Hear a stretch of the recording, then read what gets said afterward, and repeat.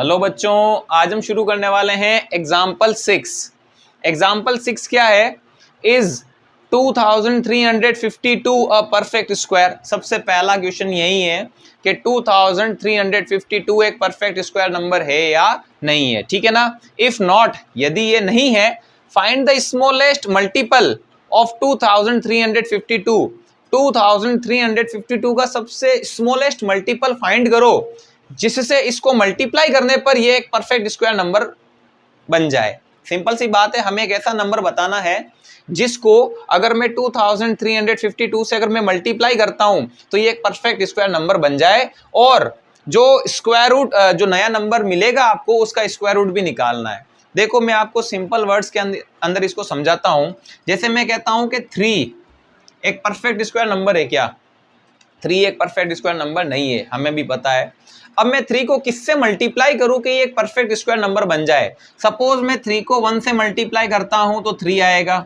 अगर मैं 3 को 2 से मल्टीप्लाई करूंगा तो 6 आएगा। 6 भी एक परफेक्ट स्क्वायर नंबर नहीं है। अगर मैं 3 को 3 से मल्टीप्लाई करता हूं तो मिलता है 9, और 9 एक परफेक्ट स्क्वायर नंबर है। तो यही क्वेश्चन पूछ रहा है कि उस नंबर को किससे मल्टीप्लाई करें कि एक परफेक्ट स्क्वायर नंबर बन जाए, और जो परफेक्ट स्क्वायर नंबर मिलेगा उसका स्क्वायर रूट भी हमें निकालना होगा, ठीक है ना। तो देखो, सबसे पहले हमें बताना है कि 2352 एक परफेक्ट स्क्वायर नंबर है या नहीं है। इसको मैं डायरेक्ट बता सकता हूं कि ये एक परफेक्ट स्क्वायर नंबर नहीं है। इंट्रोडक्शन में मैंने आपको बताया था, अगर नहीं पता है तो आप वहां जाके देख सकते हो। जिसका यूनिट डिजिट 2,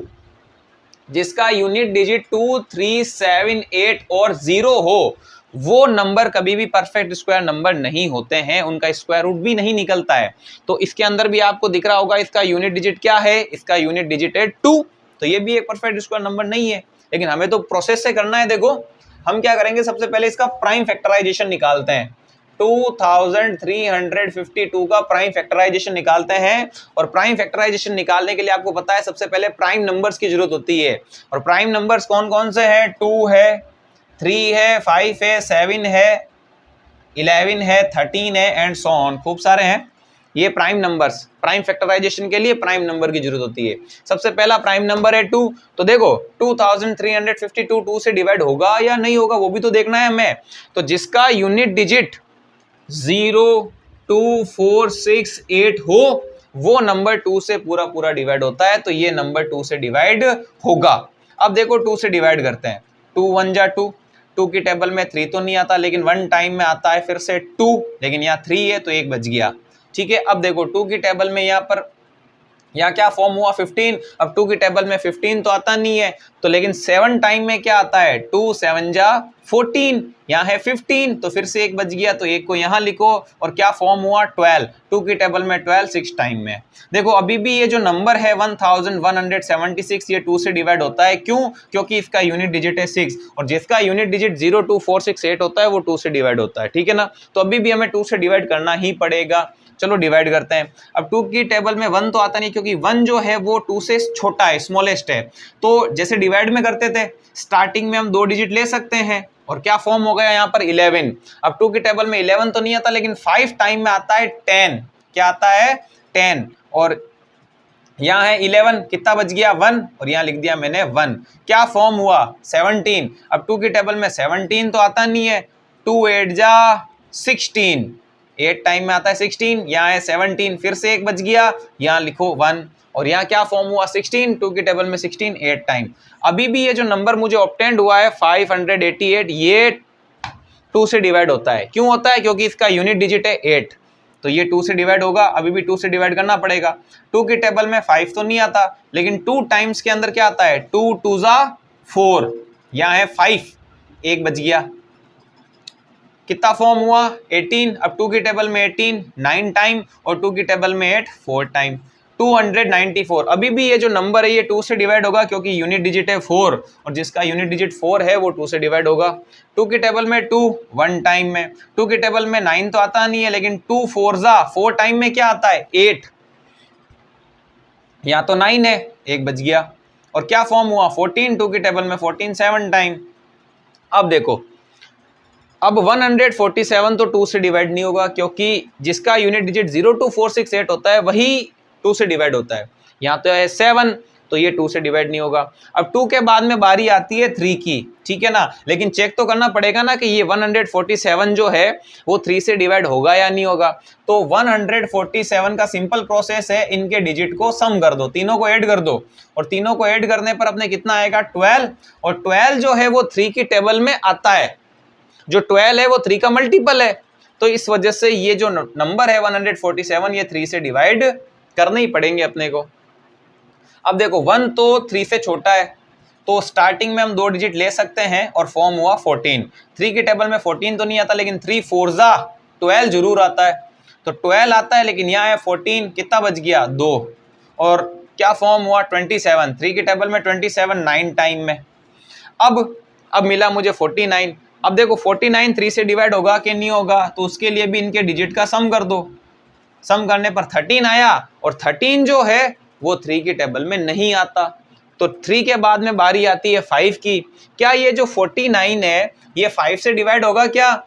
5 से डिवाइड वही होते हैं जिनका यूनिट डिजिट 0 हो या फिर 5 हो, ठीक है ना। हमें चेक करना था 49 5 से डिवाइड होता है या नहीं होता। सिंपल प्रोसेस क्या है, जिसका यूनिट डिजिट 0 हो या जिसका यूनिट डिजिट 5 हो वही नंबर 5 से डिवाइड होता है, तो 49 भी 5 से डिवाइड नहीं होगा। उसके बाद में बारी आती है 7 की, ठीक है ना, तो 49 7 से डिवाइड होगा, बिल्कुल होगा, 7 की टेबल में 49 आता है 7 टाइम, अगेन 7 से डिवाइड होगा 1 टाइम में।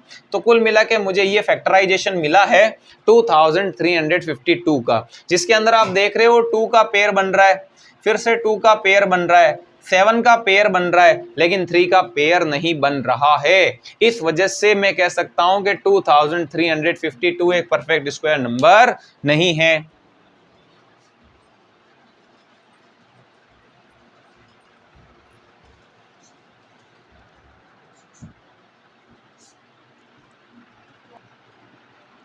तो देखो हमें इसके जो फैक्टर्स हैं हम यहां लिखते हैं 2352, उसके फैक्टराइजेशन है आपके पास 2 multiply 2, 2 multiply 2 multiply 3 multiply 7 into 7, ठीक है।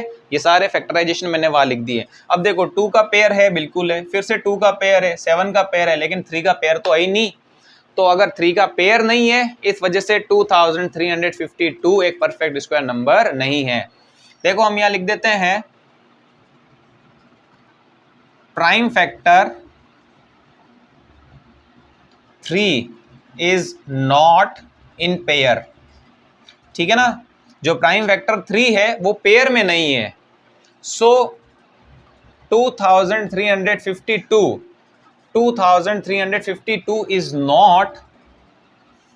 is not a perfect square number, ठीक है ना, एक परफेक्ट स्क्वायर नंबर नहीं है।